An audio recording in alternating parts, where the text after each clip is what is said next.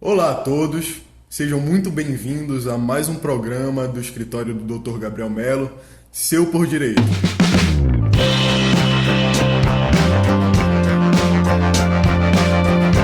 Estamos aqui com o doutor. Como é que o senhor está, doutor? Tudo bom? Tudo bom, graças a Deus. Qual é a expectativa para hoje? Responder muitas dúvidas, muitas perguntas. Estamos prontos para ajudar todo mundo aí através de um esclarecimento de dúvidas que, sem dúvida, muitas pessoas estão tendo e a gente está aqui hoje para ajudar. Certo. Doutor, como foi sua trajetória na advocacia? Conte um pouco. Como o senhor começou essa sua jornada? Eu comecei fazendo curso de Direito na UNAMA. Era um sonho para mim, foi um cumprimento de uma promessa de Deus na minha vida. Porque eu lembro que um belo final de ano, virada de ano, eu estava na igreja e eu dobrei meus joelhos e eu falei: Deus, sou de uma família humilde, não tenho dinheiro para pagar a faculdade, mas eu quero fazer o curso de Direito e quero fazer na UNAMA. Por que na UNAMA? Porque era pertinho de casa, dava para eu ir andando, eu não queria ir para o FPA, que era muito longe. E aí Deus cumpriu isso, me deu a oportunidade e eu fiz o curso. Graças a Deus, nesse caminho eu trabalhei na Justiça Federal. E lá na Justiça Federal eu fui para o setor de previdenciário. E lá eu fiquei com juiz, com servidores que eram pessoas muito boas, realmente entendiam muito da matéria. E eles me ensinaram assim com muita paciência, carinho. E eu lembro que eu participava de cerca de 30 audiências por semana. E eu olhava lá os segurados, as pessoas que estavam procurando por seus direitos, e às vezes eu ficava muito triste porque eles perdiam por detalhes. Detalhes que, se eles tivessem um bom advogado, eles não perderiam. Então eu ficava triste por isso. E teve vezes até que eu mesmo fui lá conversar com o juiz e o juiz, assim, antes de publicar a sentença, ela passa lá pelo sistema, né? Então, às vezes, antes de publicar a sentença, eu olhava e via assim: vai julgar improcedente o pedido, vai negar. E eu ia lá com o juiz e falava: doutor, o senhor tem certeza que é para negar isso aqui? Aí eu começava a ver, né? Porque olha esse documento, olha aquele outro, eu ficava argumentando. E teve vezes que eu reverti a decisão do juiz, entendeu? Eu mostrei pro juiz alguns documentos e ele falou: Gabriel, realmente tu tens razão, julga procedente esse aqui. Aí eu ia lá, fazia a minuta, que a gente chama, que é uma espécie de pré-sentença, um modelozinho, e aí o juiz analisa e julga, né? E assina a sentença. Então foi um período assim de imersão muito grande dentro do direito previdenciário. E uma coisa interessante é que a maioria do pessoal que trabalhava lá era que, na verdade, que ia buscar o direito, eram rurais, que eles tinham sítio. Aí geralmente o nome do sítio era Salmo 23, Salmo 91, Sítio Bom Pastor, Sítio Jesus é Bom. Então eu via que as pessoas assim, elas estavam ali em busca da verdade, em busca de um direito que elas tinham. O problema às vezes esbarravam na burocracia que a lei exige, que é normal. Porque se não tiver essa burocracia, às vezes todo mundo, até quem não tem direito, vai conseguir, aí é complicado também. Então foi assim, eu olhava essas pessoas e me veio um desejo muito grande de ajudar. Certo. Aqueles velhinhos que estavam ali querendo o seu benefício, buscando a sua aposentadoria, mas não estavam conseguindo. Então eu comecei a sentir esse desejo muito grande no meu coração, e desde aí então acendeu essa chama que foi se espalhando, e estou aqui hoje. Certo. Então o senhor deve ter muita já afinidade com a área da previdência, tá certo? Exatamente. Qual é a sua missão como advogado de previdência? Certo. Eu resumo a minha missão assim nessa área como abençoar a vida das pessoas espiritualmente e financeiramente. Certo. Então, às vezes as pessoas estão com a vida meio travada, digo, espiritualmente e financeiramente. E uma coisa influencia na outra, porque nós somos seres que a gente não consegue separar, né? Então, se tu às vezes tu tá com falta, com pouca grana, isso te deixa preocupado, ansioso, te deixa triste, às vezes te afeta no teu lado emocional, te afeta no teu lado espiritual. Então, hoje eu tento ajudar as pessoas espiritualmente e financeiramente. E assim, quem vem aqui no escritório sabe, a gente conversa muito, como é que tá a vida, como é que tá a espiritualidade, a gente ora. Essa semana a gente veio aqui, 2 pessoas estiveram aqui, a gente conversou tanto, chegaram contaram o que tem acontecido na vida delas, elas choraram, a gente chorou junto, a gente orou junto, a gente cantou algumas vezes aqui. Então, além do atendimento que a gente mostra aqui, né, eu viro a tela do computador e falo, olha, tá aqui, o que você tem, o seu direito tá assim, assim, assim, você precisa fazer isso, ou você já tá tudo ok. Mas além disso, a gente entra nessa área espiritual também, porque se eu conseguir ajudar as pessoas a se tornar uma pessoa plena, financeiramente e espiritualmente, para mim eu tô com o dever cumprido. Correto. Então, já para o nosso espectador saber, quais são os direitos básicos, os requisitos básicos que a pessoa tem que ter para conseguir se aposentar? Essa é uma ótima pergunta, Kelvin. Por quê? Porque a Previdência, ela foi feita para ajudar o ser humano nos momentos mais difíceis da vida. E aí, a gente não tem só um momento difícil, são vários. Então imagina, alguém nasceu. Quando alguém nasce, se torna um momento complicado. Porque tem um recém-nascido, a mulher está meio fragilizada, principalmente quando precisa fazer cesariana. E quando isso acontece, o direito previdenciário socorre essa pessoa dando salário e maternidade. Ou seja, ela vai ficar 4 meses resguardado pela Previdência com o nascimento daquela criança. Aí alguém, por exemplo, está trabalhando e aí a pessoa aprontou alguma coisa, fez alguma besteira na vida e às vezes a família não está sabendo de nada, mas aí o cara vai lá e é preso. Aí a mulher, e agora? A mulher vai ficar sem nada? Era o cara que sustentava. E o filho, que não tem nada a ver, vai ficar sem nada? Aí o que acontece? O direito previdenciário vai lá e socorre essa família, não é o preso. O cara tá preso lá, fica sem receber nada, mas a família que estava precisando de ajuda, ela vai lá e recebe o auxílio reclusão.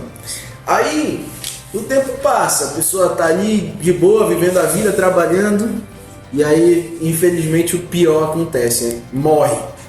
E ela morreu, e as pessoas da família que precisavam dela são socorridas pelo direito previdenciário através de uma pensão por morte. Então a Previdência está ali para ajudar. Ou a pessoa trabalhou a vida toda e agora já está idoso, já não consegue mais trabalhar, já está numa idade avançada.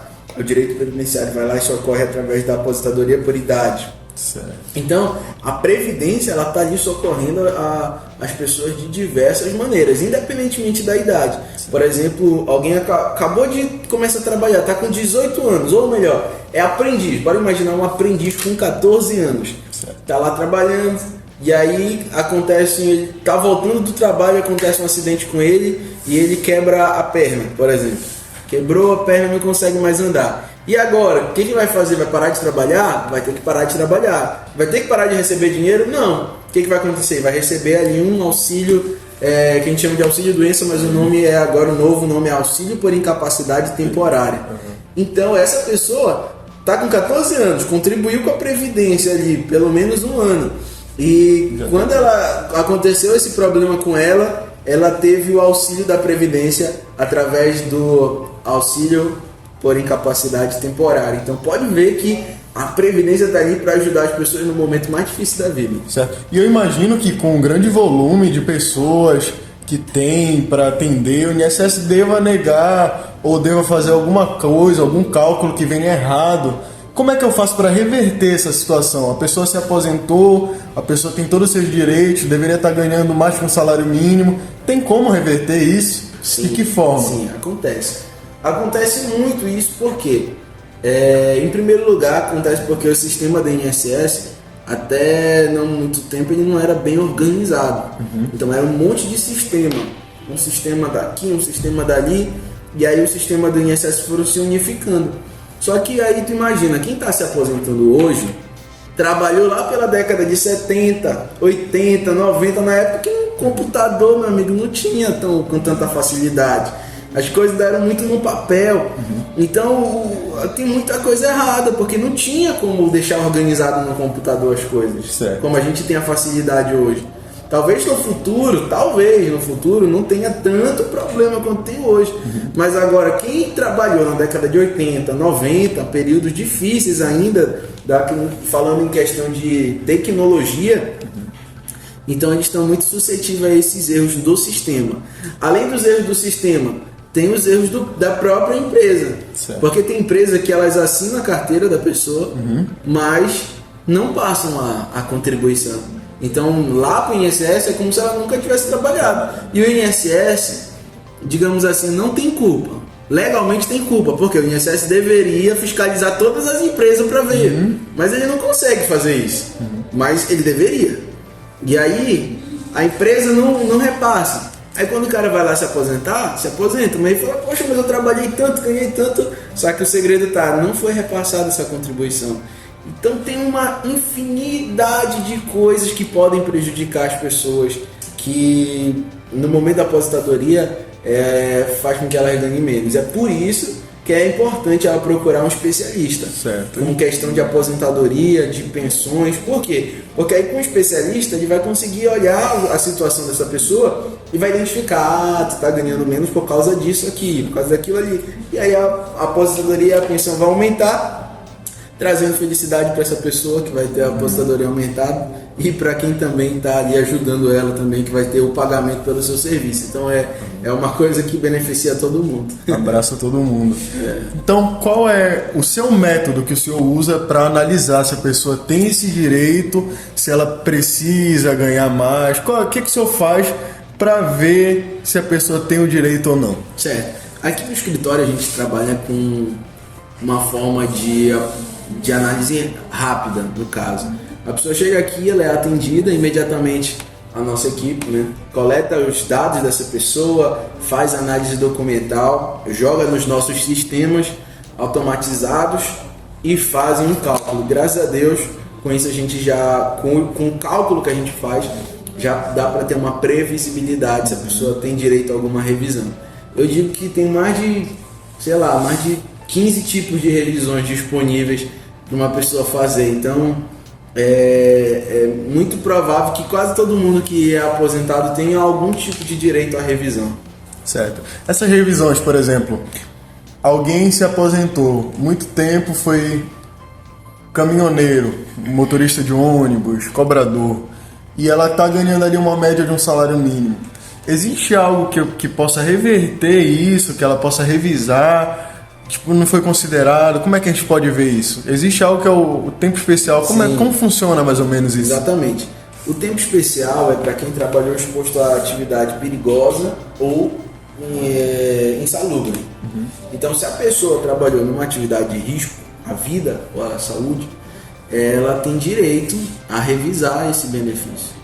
Por quê? Porque ela precisa comprovar perante o INSS que ela trabalhou com atividade especial, ou seja, ela tem que levar um documento chamado PPP, Perfil Profissiográfico Previdenciário, e esse PPP é um documento muito difícil mesmo de estar correto, porque ele tem um monte de informação lá, e às vezes até quando a pessoa consegue acesso a ele ainda vem errado. Então, mas quando ela consegue ter um PPP tudo ajeitadinho, tudo corretinho, aí ela vai lá e o INSS reconhece esse tempo como especial e, consequentemente, o tempo aumenta, e com o tempo aumentando, a aposentadoria também aumenta. Certo. Quais são as profissões, mais ou menos, que...